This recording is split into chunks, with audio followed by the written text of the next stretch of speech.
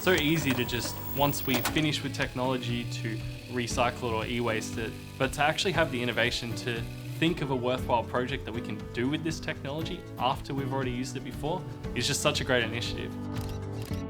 On January 6th, I was lucky enough to go over to Cambodia and took some refurbished screens over with the purpose of taking this technology that had previously been used and giving it a new life in Cambodia.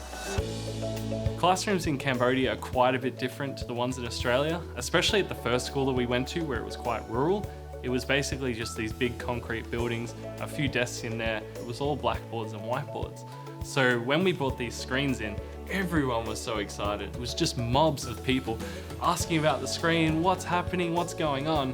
And it was just really exciting because I couldn't wait to put the screen up and see their reaction when the technology was actually working.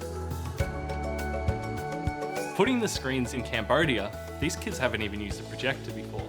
So when they see this HDi screen on the wall, they couldn't believe it. They're climbing over each other, trying to touch the screen, trying to be the first to write their name. They just can't wait to get their hands on it. So instead of students working independently all of the time, just hearing something, learning something, memorizing something, and then recalling it, now they can work with other students and collaborate in such a way where they'll touch on different senses to be able to learn things more effectively. A lot of teachers are a bit worried that they're not going to be able to use the technology in a way that's effective in the classroom. Doing the training over there was so important for us, and we made sure that we blocked out the extra time so we could do that in-person training so that teachers and students could at least use it in basic ways. Now that we're back in Australia, we've been doing some of the VC trainings already.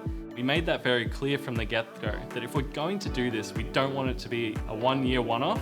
Not only are we working with the schools that we've already installed in, we're also going to come back and do more screens in the future. So we're hoping for next year we're going to do it again, and then the year after that, and the year after that.